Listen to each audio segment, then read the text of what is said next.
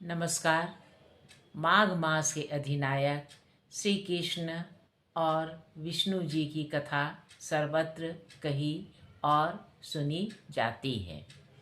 इस मास में सर्वप्रथम उठकर पवित्र सरोवर का स्नान करने से ईश्वर की विशेष अनुकंपा प्राप्त होती है। मैं प्रयागराज में रहती हूँ। यहाँ पर कुंभ का आयोजन है। यहाँ का अमृत कुंभ दर्शनीय है और दर्शनार्थियों की भीड़ से यह नगरी हमेशा खचाखच भरी रहती है। कहते हैं कि भगवान अदृश्य रूप में यहाँ लोगों से मिलने आते हैं और गंगा नदी में वे भी स्नान करते हैं तथा लोगों को कर्मों के हिसाब से उसका आशीर्वाद देते हैं। आइए श्री कृष्ण की प्रेयसी श्री राधा के बारे में हम चर्चा करें। राधा शब्द का अर्थ है समृद्धि, सफलता, पूर्णता और धन। राधा शब्द दो शब्दों से मिलकर बना है, रा और दे। राधा कृष्ण की सर्वोच्च प्रेयसी हैं। कहीं कहीं इन्हें पत्नी के रूप में भी परिभाषित किया गया है। राधा और कृष्ण का प्रेम अविश्वसनीय और निस्वार्थ है। आइए इस संदर्भ में मैं आपको श्री राधा जी के बारे में एक कथा सुना रही हूँ। नृपुत्र राजा सुचंद्र का पितरों की मानसी कन्या सुचंद्र पत्नी कलावती का पुनर्जन्म हुआ। सुचंद्र तो वृषभानु गोप के रूप में उत्पन्न हुए एवं कलावती कीर्तिदा गोपी के रूप में। यथा समय दोनों का विवाह होकर पुनर्मिलन हुआ। एक तो राजा सुचंद्र हरि के अंश से ही उत्पन्न हुए थे। उस पर उन्होंने पत्नी सहित दिव्य 12 वर्षों तक तप करके ब्रह्मा को संतुष्ट किया था। इसलिए कमल योनि ने ही यह वर दिया था। द्वापर के अंत में स्वयं श्री राधा तुम दोनों की पुत्री बनेंगी। उस वर की सिद्धि के लिए ही सुचंद्र वृषभानु गोप बने हैं। इन्हीं वृषभानु में इनके जन्म के समय सूर्य का भी आवेश हो गया, क्योंकि सूर्य ने तपस्या कर श्री कृष्णचंद्र से एक कन्या रत्न की याचना की थी तथा श्री कृष्णचंद्र ने संतुष्ट होकर तथास्तु कहा था।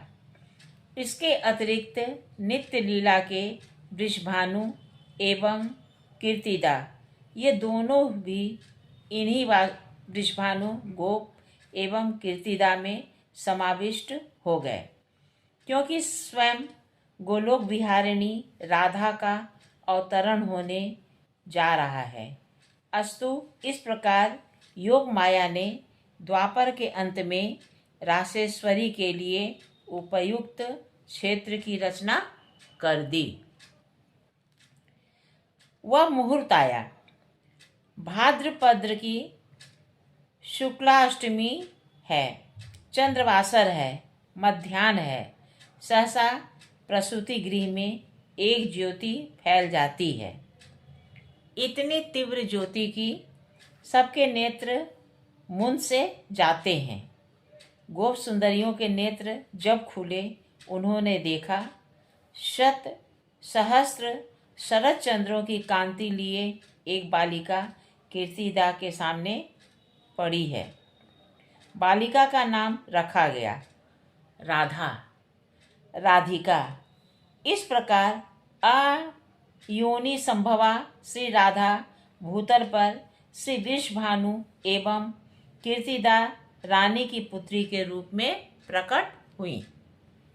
देवर्षि नारद जी को अपनी आराध्या राधा रानी के आविर्भाव का समाचार मिला तो वे वीणा की झनकार पर हरि गुणगान करते हुए वृषभानु के महल के सामने आकर खड़े हो गए।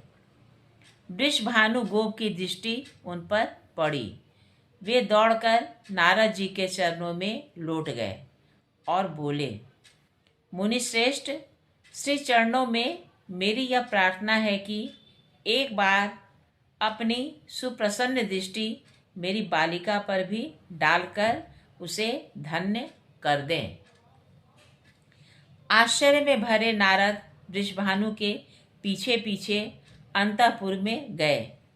जाकर देखा कि स्वर्ण निर्मित सजीव सुंदरतम प्रतिमा सी एक बालिका भूमि पर लौट रही है। देखते ही नारद जी का धैर्य जाता रहा। वे दौड़े तथा बालिका को उठाकर अपने गोद में ले लिया। उनके प्राणों में अभूतपूर्व एक अद्भुत प्रेम का संचार हो गया।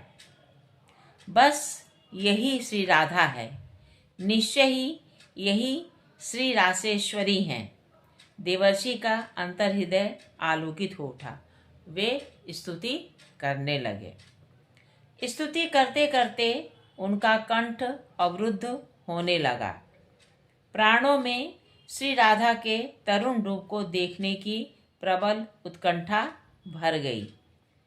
नारद के सामने किशोरी श्री राधा का आविर्भाव हो गया। इतना ही नहीं, दिव्य भूषण वसन से सज्जित अगणित सखियां भी वहां प्रकट हो गईं।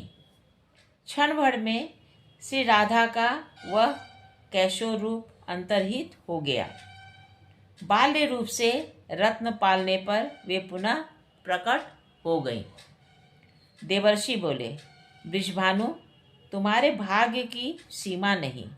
जिस गृह में तुम्हारी पुत्री के चरण चिन्ह अंकित हैं, वहाँ लक्ष्मी सहित नारायण समस्त देव नित्य निवास करते हैं।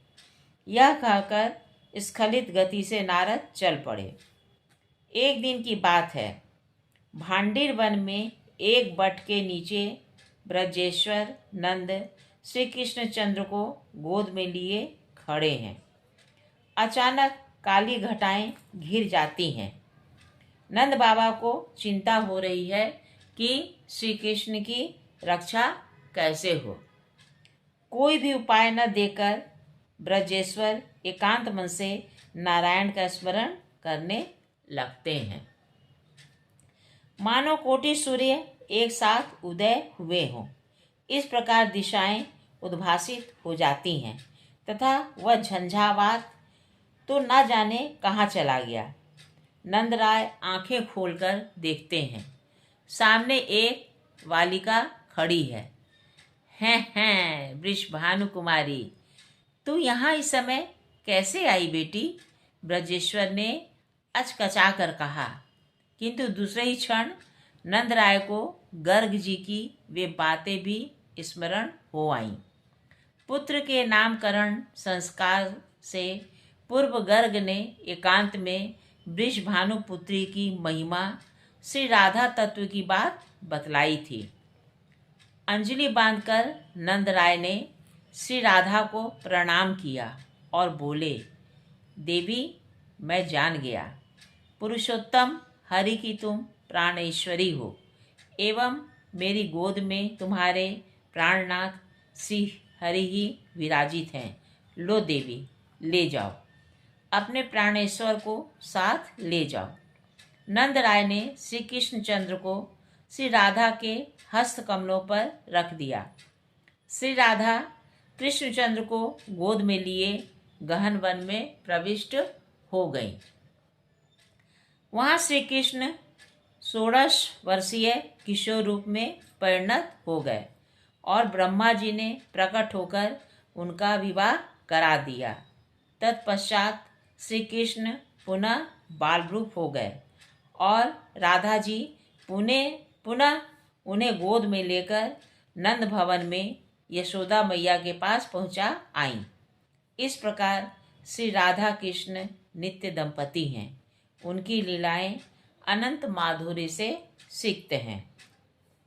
कहिए श्रोताओं, आपको मेरी यह कहानी कैसी लगी?